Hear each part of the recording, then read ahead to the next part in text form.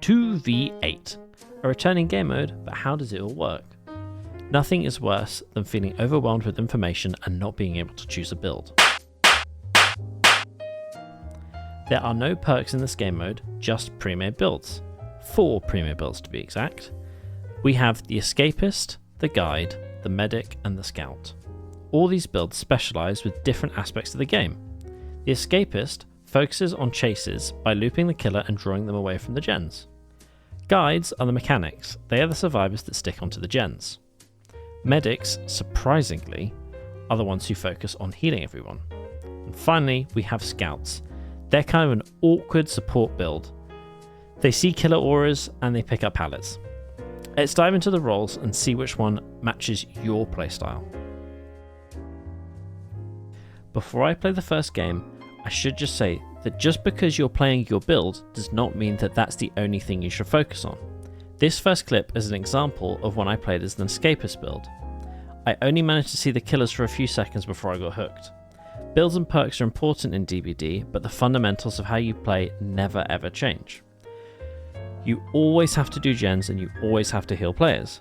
A good player will always put those 2 priorities first if they want to escape. Now here's some really fast gameplay of a non-escapist game.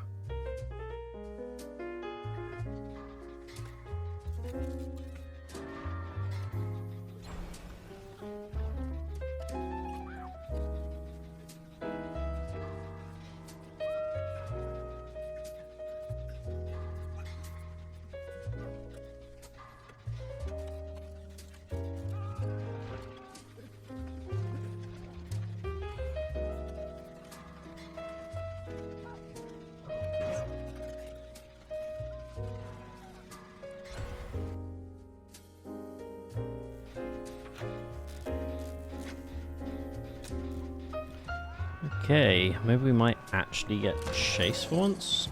Hello. Okay, this is it. This is my moment. I'm going to actually use the build. I'm going to use the build. I'm using it. I'm using it. I'm spinning. I'm spinning. Okay, there's another guy. Oh my god. Okay, never mind. Never mind. Never mind. Okay, what do we do? What do we do? Okay, we might be down here. Yeah, as I suspected.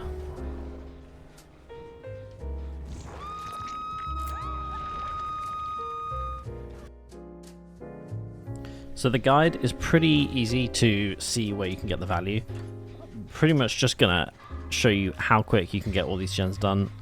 The only job of the guide is pretty much just to stay on the gens the entire game and go from gen to gen as quick as you can.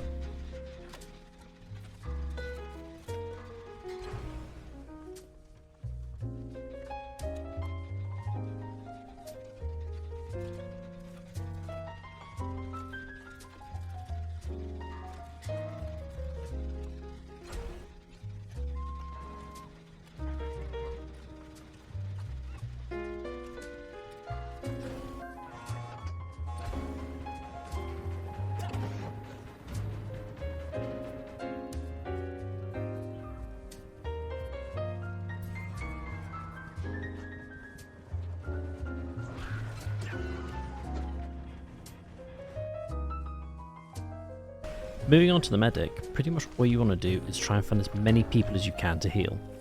The only job of the medic is just finding people to unhook and topping up anyone who needs a good rub.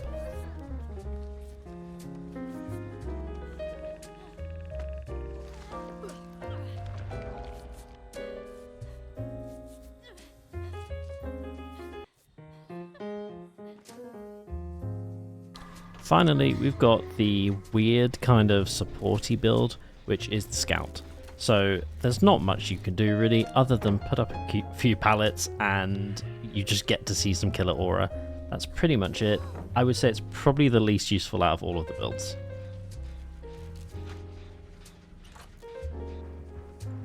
If I'm honest, the only value that I could find out of this build in the game was when I dropped a pallet to pick it back up, and when I found this pallet at the end of the game that I could pick up.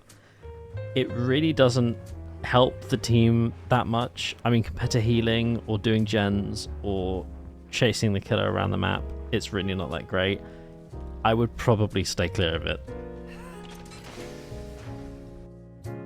Okay, let's grade how well these builds played in game. without a shadow of a doubt, the worst one is Scout.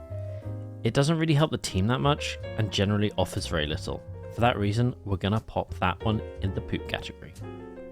Medic is really nice for the quick healing, but in a game mode where there are 8 survivors, healing isn't really that slow, especially when 2 people can do it at the same time.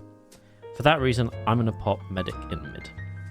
Escapist is really fun, but it's hard to get the best value out of all that it offers because there are just so many people running around. It's very unlikely that killers are going to stay on you for that long and then you're just not going to get their attention.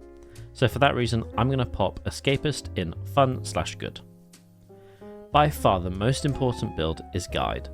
The gen speed just makes it so quick and makes all of the games really fast. For that reason, I'd highly recommend you playing Guide and getting all of those lovely escapes.